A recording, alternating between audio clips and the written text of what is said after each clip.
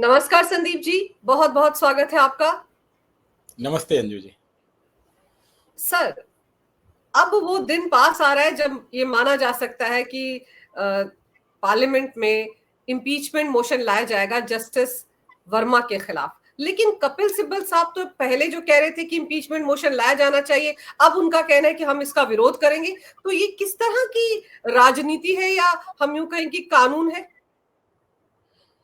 देखिए, मैं किसी के लिए व्यक्तिगत तो नहीं हो रहा हूँ, लेकिन अगर देखें तो सिब्बल साहब के 2 रोल हैं।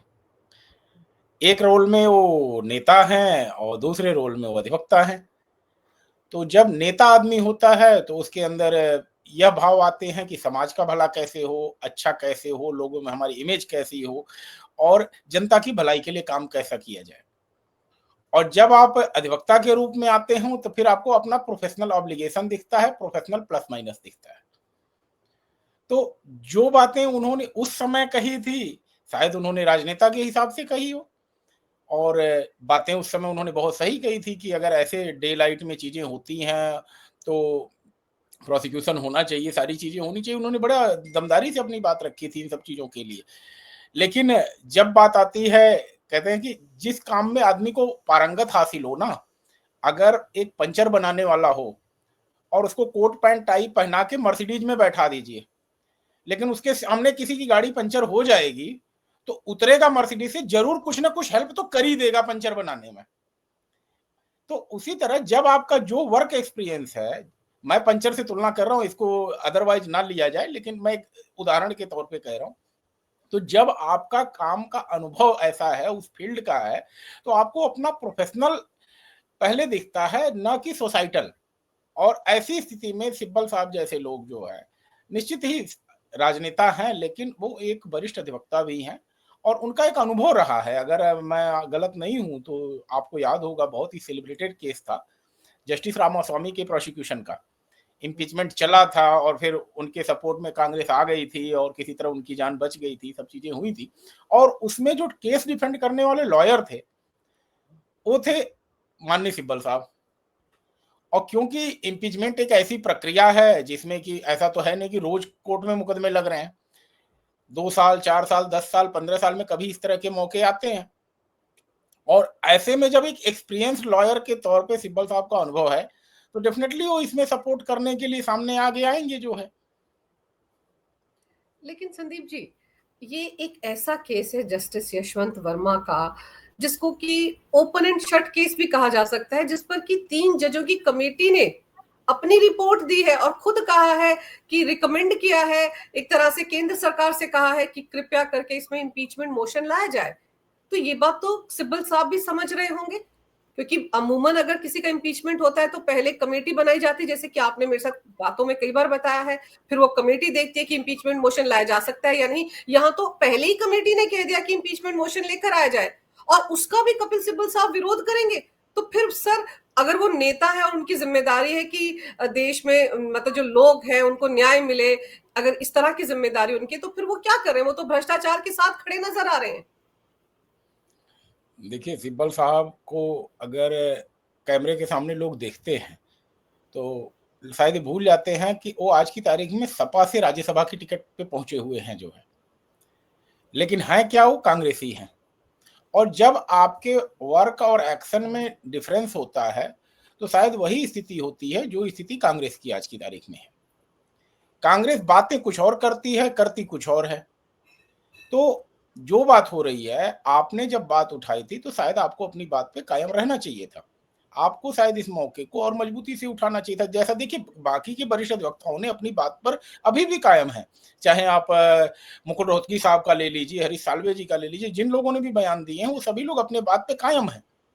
और जब एक फाइंडिंग आ चुकी है तो ऐसे स्थिति में एक अनुभवी व्यक्ति को इस काज के साथ खड़ा होना चाहिए था। लेकिन ठीक है, एक अधिवक्ता का अपना चॉइस है, अपना प्रोफेशनल चॉइस है, वो जो भी कर रहे हैं प्रोफेशनल एथिक्स के हिसाब से भी सही है, there is nothing wrong in that. लेकिन बात है कि जब एक सार्वजनिक महत्व का विषय उठाया जा रहा है, जिसकी आपने आवाज उठाई थी, लेकिन जब आपको इस केस को मजबूती से रखने की बात हुई, तब आप उसके बचाव में खड़े हो गए।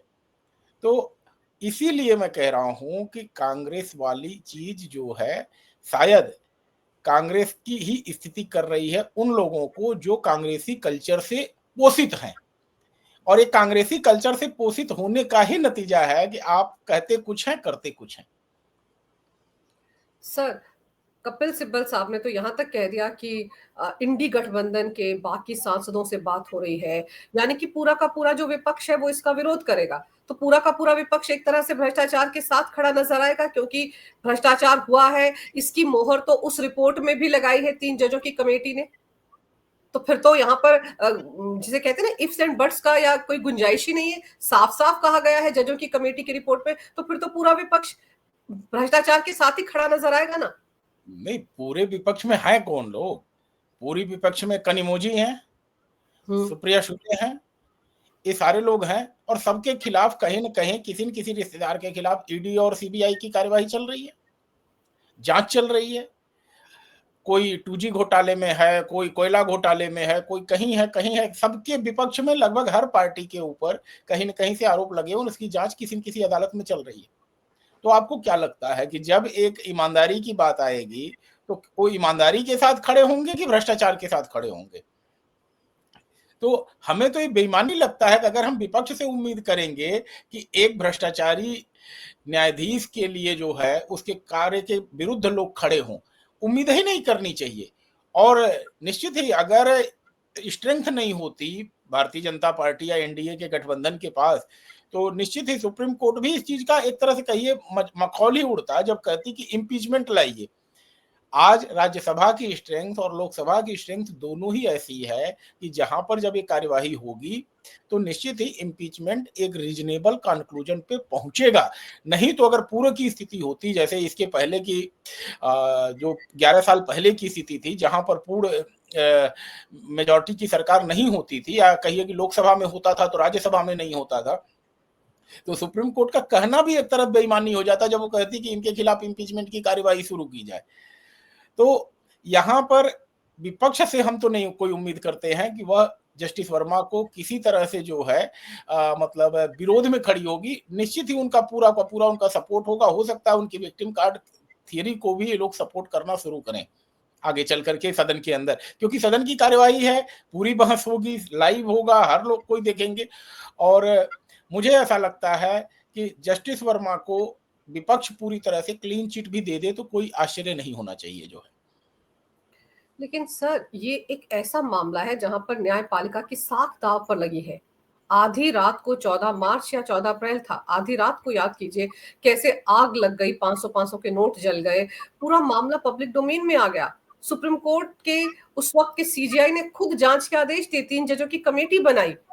आप देखिए हमारे उपराष्ट्रपति इस मामले में कितनी बार बोल चुके हैं कि एफआईआर दर्ज क्यों नहीं हुई, एफआईआर दर्ज क्यों नहीं हुई। और उस मामले में जब इंपीचमेंट होने जा रहा है तो कपिल सिब्बल साहब सरीखे वरिष्ठ अधिवक्ता अगर इस तरह का स्टैंड लेंगे सर, तो क्या मैसेज जाएगा जनता के बीच में? उनका भरोसा तो पहले ही उठा हुआ है। नहीं, उनसे भरोसा तो हमारे बार एसोसिएशन के मेंबर्स का भी उठ गया, क्योंकि आप देखिए इस समय विकास सिंह जी हमारे प्रेसिडेंट हैं और उनको जो है लोग सपोर्ट कर रहे हैं। लेकिन बात यह है कि जो मुद्दा उन्होंने उठाया था, उस मुद्दे पर जब आपको बोलने का मौका मिला है, तब आप दूसरे खेमे में जाके अगर खड़े हो रहे हैं, तो निश्चित ही आपको यही माना जाएगा कि भले आप सपा के टिकट पे राज्यसभा में आए हों, लेकिन कांग्रेसी कल्चर आपके अंदर प्रवेश कर चुकी है और रहेगी भी। जो 20 साल से आदमी कांग्रेस से पोषित हो, वह व्यक्ति अगर अपनी बात पे कायम रह जाए तो कांग्रेसी कैसा? सीधी सी बात है। यहां पर नोटें पाई गई हैं, मतलब कौन नहीं कहेगा कि यह मामला पूरी तरह से करप्शन का है। इस केस को डिफेंड करने के लिए क्या बचा हुआ है? मैं तो यह सवाल पूछ रहा हूं। आप जजों की फाइंडिंग पे क्या डिफेंड करेंगे? क्या एक तरह से मैं तो कहता हूं सुप्रीम कोर्ट ने सेल्फ गोल इसमें कर दिया। शायद अगर किसी आईओ ने जांच की होती, पुलिस अधिकारी ने जांच की होती, सीबीआई ने जांच की होती, या किसी डिस्ट्रिक्ट लेवल के जज ने जांच की होती, तो शायद एक सेकंड के लिए कहा जाता कि चलो भाई, एविडेंस सही से अप्रिशिएट नहीं किया गया, एविडेंस सही से एग्जामिन नहीं किया गया। यहां जब हाईकोर्ट के मुख्य न्यायाधीश ने जांच की है, और आप ये भी नहीं कह सकते भैया किसी का इलविल आपके लिए था या मैलिस था किसी का आपके लिए, क्योंकि एक का हो सकता है, 3 हाई कोर्ट का आपके खिलाफ नहीं हो सकता है। तो 3 हाई कोर्ट के मुख्य न्यायाधीश जिस मामले की जांच कर चुके हों, मतलब कि एविडेंस ऑन रिकॉर्ड आ चुका है। ऐसे केस में आप किस बात पे डिफेंड करेंगे, यह बात बड़ी गौर करने वाली होगी, और शायद हम लोगों के लिए भी होगा कि देखेंगे कि माननीय सिब्बल साहब के अनुभव का, कि भाई हम लोग भी सीखेंगे कि एक ऐसे केस में जो ओपन एंड शट है कि भाई यहाँ पर करप्शन हुआ है, करप्शन के एविडेंस आ गए, जुडिशरी ने जांच भी कर ली, उसमें भी रिकॉर्ड पे चीजें आ गई, उसके बाद सिब्बल साहब किस आर्गूमेंट को लेकर के आते हैं और किस तरह से चीजों को रिप्रेजेंट करते हैं, जिससे कि एक दूसरी दिशा में कहानी को जो है टर्न दिया जा सकते। निश्चित ही हम सभी को ये सीखने और जानने का भी एक मौका होगा। सर, अगर कपिल सिब्बल जी के इस स्टेटमेंट को अलग रखा जाए और यशवंत वर्मा जी की बात की जाए, जो अभी इलाहाबाद हाई कोर्ट में काम कर ही रहे हैं, सर उनको, आपको नहीं लगता कि उनके कंधों पर भी न्यायपालिका की साख को बचाने की जिम्मेदारी है और थी? क्या अभी भी वो इस्तीफा देकर इस पूरे मामले से बच सकते हैं? थोड़ा कम से कम अपनी इज्जत ही बचा लें, न्यायपालिका के लिए कुर्बानी कर दें। देखिए, अब बहुत कड़वी बात मैं कह रहा हूं, शर्म और सर्दी उतनी ही लगती है जितना आदमी महसूस करता है। अगर नहीं महसूस करता है तो उसे लगाया नहीं जा सकता। एक छोटा सा भी व्यक्ति अगर किसी तरह की इस तरह की बात हो जाती है तो उसके लिए सर उठा के चलना मुश्किल हो जाता है। थोड़ी सी भी शर्म बची होती तो शायद जब ये फाइंडिंग आ गई, जिस दिन फाइंडिंग आ गई पब्लिक डोमेन में, या जिस दिन ये रिपोर्ट आ गई कि गृह मंत्रालय को या प्रधानमंत्री कार्यालय को या राष्ट्रपति जी को सुप्रीम कोर्ट ने रिपोर्ट, जांच रिपोर्ट सौंप दी है, उस दिन वो कहते कि चलो भाई मैं मानता हूं कि मैं निर्दोष हूं, लेकिन अब क्योंकि फाइंडिंग आ चुकी है मैं रिजाइन कर रहा हूं और मैं इस मामले को आगे नहीं बढ़ाने देना चाहता। शायद यह कहते ही उन लोगों को भी एक बार हो जाता कि हो सकता है जज साहब के साथ कुछ गलत हुआ हो। लेकिन जिस बेशर्मी से जज साहब अपने आप को शांत पड़े हुए हैं और अपने काम में लगे हुए हैं, निश्चित ही यह कहीं न कहीं न्यायपालिका की शाख को, और जो आने वाले दिनों में हम छोटी-मोटी बातें सुनते हैं कि कहीं बेल के लिए किसी न्यायाधीश ने पैसे ले लिए या कुछ इस तरह के लिए, पूरी न्यायपालिका की शाख दांव पे लगी हुई है। और इस मामले को अभी भी मतलब समय है, दिस इज हाई टाइम कि मतलब एक डिसीजन लेना चाहिए उनको, और अगर नहीं लेते हैं तो पब्लिक डोमेन में हर बात कह तो रहे, सारी चीजें अभी जो हम कह रहे हैं ना कि सोर्सेज बता रहे हैं, अभी जो हम कह रहे हैं कि चीजें ऐसी कही जा रही हैं, कहीं नहीं जाएंगी। सदन में जब चर्चा होंगी तो that will be the matter of record, और 10 साल बाद जब सदन के अंदर कोई चर्चा होगी तो प्रोसीडिंग निकाली जाएगी कि जस्टिस वर्मा के केस में क्या क्या एविडेंस मिले थे। आपको आपकी मृत्यु के बाद भी याद किया जाएगा आपके करप्शन के नाते। तो आपको चाहिए कि ऐसी कोई भी काम ना करें जिससे कि आपका किया गया करप्शन एक इतिहास बन जाए, देश के लिए नजीर बन जाए, आपका नाम अमर हो जाए, खासकर एक गंदे काम के लिए जिसके लिए कहते हैं क्राइम हुआ है। सीधी बात तो ये क्राइम है, लेकिन बात यह हो रही है कि क्राइम वाले एंगल पे अभी कोई बात नहीं हो रही है, और यह बहुत ही गंभीर और चिंता का विषय है। मुझे तो यह बहुत ही चिंता का विषय लगता है, क्योंकि जब सदन के लिए इम्पीचमेंट की बात आगे बढ़ रही है, इस पर प्रधानमंत्री कार्यालय से या राष्ट्रपति भवन से या विधि मंत्रालय से कहीं से भी यह नहीं आ रहा है कि कानूनी कार्यवाही या क्रिमिनल प्रोसीडिंग कहां तक जा रही है और कैसे हम इनिशिएट कर रहे हैं। तो इस बात पे क्लियर करना चाहिए। केवल इम्पीचमेंट जो है यह एक सोल्यूशन नहीं हो सकता है। आप 62 साल तक 65 साल तक सारे मजे ले लीजिए, सारे पर्क एंड प्रिविलेज ले लीजिए, बाद में आपको इम्पीचमेंट करके हटा दिया जाए, टैक्स पेयर का पैसा तो आपने चूस लिया, आपने देश का भी पैसा करप्शन करके चूस लिया। लेकिन जब व्यक्ति राजनीतिक हो, जब व्यक्ति एडमिनिस्ट्रेटिव हो, और कोई भी व्यक्ति हो भ्रष्टाचार के केस में जाता है, तो उसे तो 6-6 महीने तक बेल नहीं मिलती है, बिल्कुल। और सजा हो गई तो फिर उसको जेल भी काटनी है। तो क्या एक अलग कानून है जिसमें क्राइम करने की आजादी किसी भी व्यक्ति को सिर्फ इसलिए मिल सकती है क्योंकि वह उसके विभाग का मामला है, या ये कहें कि न्यायपालिका से जुड़ा हुआ है? इस बात को कोई भी संवैधानिक विशेषज्ञ या संविधान को जानने वाला या संविधान के प्रति भावना रखने वाला, अच्छी भावना रखने वाला स्वीकार करने के लिए तैयार नहीं होगा।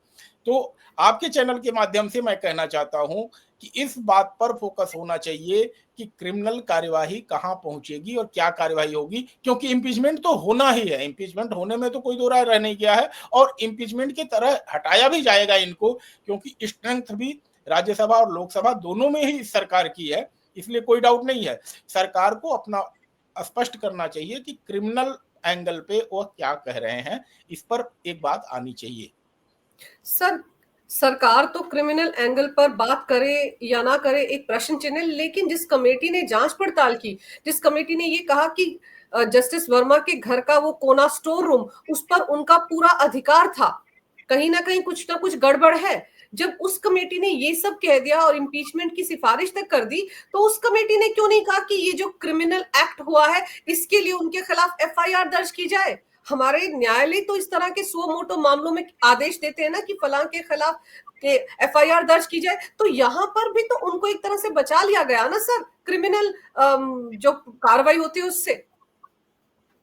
नहीं, मैं इसको बचाना नहीं कहूंगा, लेकिन एक कहा जाता है ना कि कोई भी आदमी अपने घर से चैरिटी नहीं करना चाहता है, जबकि कहा जाता है चैरिटी बिगिंस एट होम। तो अपना घर अपने ऑर्डर में लाने के लिए मुझे नहीं उम्मीद है, और किसी को भी नहीं उम्मीद होती, किसी को अपनी कमी दिखाई नहीं देती, इस बात पे मुझे कहने में कोई गुरेज नहीं है। तो लेकिन एफआईआर दर्ज करने की पावर किसकी है? एग्जीक्यूटिव की, पुलिस की। और क्योंकि न्यायपालिका का मामला है तो कानूनन कहा जाता है कि जो प्रक्रिया बनी हुई है उसमें अदालत से परमिशन लेनी चाहिए। तो एग्जीक्यूटिव को इसमें आगे बढ़ के कदम उठाना है। लेकिन मैं जहां तक जानता हूं कि एक टकराव की स्थिति टालने के लिए, कि कहीं से कार्यपालिका और न्यायपालिका के बीच टकराव की स्थिति न बने, शायद यही एक एंगल हो सकता है जिसके कारण कार्यपालिका जो है परहेज कर रही है इसको क्रिमिनल केस को आगे बढ़ाने से। नहीं तो आप क्रिमिनल केस दर्ज करिए, परमिशन लीजिए, अगर परमिशन नहीं मिलती है तो उसको पब्लिक डोमेन में करिए कि आखिर सुप्रीम कोर्ट ने किस बात पे उन्हें परमिशन नहीं दिया, हाई कोर्ट ने किस बात पे परमिशन नहीं दी जो है। लेकिन आप हम ये उम्मीद करिए न्यायपालिका आदेश देगी एफआईआर की, मुझे लगता है बेईमानी होगा, क्योंकि कोई भी व्यक्ति को जो है अपनी कमी दिखाई नहीं देती, यह एक मानी हुई सच्चाई है जो है। लेकिन सर, इम्पीचमेंट मोशन जो है, आप देखिए कि संसद की एक दिन की कार्रवाई पर लाखों रुपए खर्च होते हैं, और जाहिर सी बात है इम्पीचमेंट मोशन आएगा, बहस होगी, हो सकता है कुछ घंटे चले या 2 दिन चले या 3 दिन चले, हर किसी को बोलने का मौका मिलेगा। मुद्दा क्या है? एक ऐसे जज जिनके ऊपर करप्शन के आरोप है, सुप्रीम कोर्ट की बनाई हुई कमेटी जिस पर मोहर लगा चुकी है, उनको पद से हटाना है, उनके खिलाफ क्रिमिनल कार्रवाई शुरू नहीं करना है, बल्कि पद से हटाना। इतनी मशक्कत इसके लिए होगी सर, ये भी तो सोचिए। नहीं, सबसे बड़ी चीज जो मैं यहाँ पे पूछना चाह रहा हूँ आपके दर्शकों से, कि जांच हो गई, किसी को नहीं पता है कि वह नोटें कितनी थी, अमाउंट में क्या अमाउंट था कहीं पता नहीं चला, मनी ट्रेल क्या था किसी को नहीं पता चला। तो अगर यह चीज नहीं पता चलती है तब तो बहुत बढ़िया भाई, 60 साल 65 साल पे आप इम्पीचमेंट से हटाओ जाओगे टैक्स पेयर के पैसे से, और जितना लूट खसोट करी है उसकी कोई रिकवरी नहीं होनी है, कोई जांच नहीं होनी है। ये तो बहुत बढ़िया है भाई, ये तो फिर सारा संविधान को आपने जीवित कर दिया, पूरे संविधान का सम्मान कर दिया। क्या इसी के लिए संविधान में व्यवस्था दी गई है कि संविधान को प्रोटेक्ट करना है, प्रिजर्व करना है? निश्चित ही इस बात पे गंभीरता से बात करनी चाहिए प्रधानमंत्री कार्यालय को, गृह मंत्रालय को, विधि मंत्रालय को, सभी लोगों को। और सबसे बड़ी चीज, सुप्रीम कोर्ट को इसमें बोलना चाहिए था, लेकिन चलिए नहीं बोला है, कोई टिप्पणी नहीं की है, तो ये मान सकता हूं कि कोई भी व्यक्ति अपने घर की कमी पर नहीं निगाह डालना चाहता है।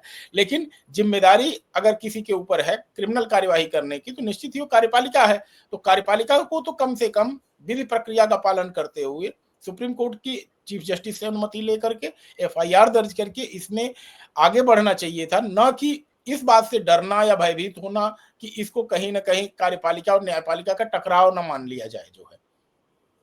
सर, हर दूसरे दिन आप भी जानते हैं, आप खुद सुप्रीम कोर्ट में प्रैक्टिस करते हैं, कितने सारे भ्रष्टाचार के मामले न्यायपालिका से जुड़े आते हैं। बहुत सारे लोग खुलकर बात नहीं कर सकते सर, क्योंकि हम भी नहीं कर पाते। अभिव्यक्ति की आजादी मिली तो ही है, लेकिन हम महामहिम मिलॉर्ड्स की तरफ के बारे में कुछ नहीं कह सकते। लेकिन ऐसे मामले आते हैं, आप भी जानते हैं।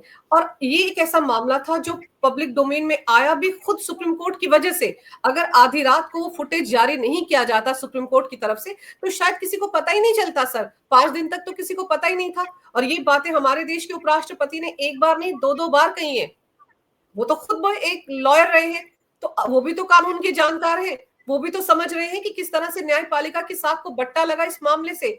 उन्होंने भी कहा कि एफआईआर क्यों नहीं दर्ज हुआ, एफआईआर दर्ज होना चाहिए था। हरीश साल्वे जैसे वरिष्ठ अधिवक्ता है वो बार बार कह चुके हैं कि एफआईआर क्यों नहीं। तो सर अब आपको लगता है कि इम्पीचमेंट की कार्रवाई पूरी करने के साथ ये पूरा मामला हमेशा के लिए सुलझ जाएगा, या हम उम्मीद करें कि एफआईआर दर्ज करने की तरफ भी बढ़ेगा? नहीं, मैं आपको कहूँ, देखिए आपको अगर सुनने में आता होगा कि अगर लोअर जुडिशरी का कोई जज है, जिसको कहते हैं सिविल जज जूनियर डिवीजन या अपर जिला जज लेवल का कोई अधिकारी है, तो उसके लिए हाई कोर्ट का क्या ट्रीटमेंट होता अगर वह करप्शन में पाया जाता। मैं तो यहाँ तक जानता हूँ कि अगर लोअर जुडिशरी का जज कोई महंगी गाड़ी खरीद ले तो उसकी भी इंटीमेशन हाई कोर्ट को देनी होती है। अगर उसने महंगा प्लाट खरीद लिया कहीं पे तो उसकी इंटीमेशन भी हाई कोर्ट को देनी है। तो जब लोअर जुडिशरी के जज के लिए इतने सख्त कानून हैं, तो इतना पैसा कलेक्ट करने के बाद सुप्रीम कोर्ट इस मामले को कैसे जो है रफा दफा कर सकती है, सिर्फ एक इम्पीचमेंट मोशन पे ही, क्योंकि यह पूरी तरह से इस्टेब्लिश हो चुका है कि करप्शन हुआ है, करप्शन के केस बरामद हुए हैं, और करप्शन का कैसे ही नहीं मिला है बल्कि पूरी तरह से एक इस्टेब्लिश हुआ है कि वह पैसा उन्हीं के कब्जे में था, उनके एक्टिव कंट्रोल में वह मनी थी। ये भी नहीं कहा जा सकता कि उसको किसी ने प्लाट किया है। सारी चीजें आ चुकी हैं। तो ऐसे में मुझे लगता है कि दोनों ही सरकार के अंग, चाहे न्यायपालिका है चाहे कार्यपालिका, दोनों का अगर इस पे मौन रहते हैं तो निश्चित एक गलत संदेश जा रहा है आम जनता के बीच और पब्लिक डोमेन में भी। और शायद इसीलिए राष्ट्रपति जी जैसे बड़े व्यक्ति को, उपराष्ट्रपति जी जैसे बड़े व्यक्ति को इस मामले पर गंभीरता से बोलना पड़ रहा है, क्योंकि वह देश की एक आवाज है, देश के द्वितीय नागरिक मैं कह सकता हूं उनको। तो ऐसे मामलों को गंभीरता से लेते हुए मैं फिर से आपके चैनल के माध्यम से कहता हूं कि कार्यपालिका और न्यायपालिका दोनों को ही क्रिमिनल एंगल पर शीघ्र अतिशीघ्र सोचना चाहिए। केवल इम्पीचमेंट से जो है मतलब बात नहीं बनने वाली है। बिल्कुल सही कहा आपने कि इम्पीचमेंट से बात नहीं बनेगी सर। जो सुप्रीम कोर्ट की या हम कहें कि न्यायपालिका की साख पर बट्टा लगा है इस मामले के चलते, वो दाग अगर धुलवाने हैं तो इस मामले की तह तक जाना पड़ेगा।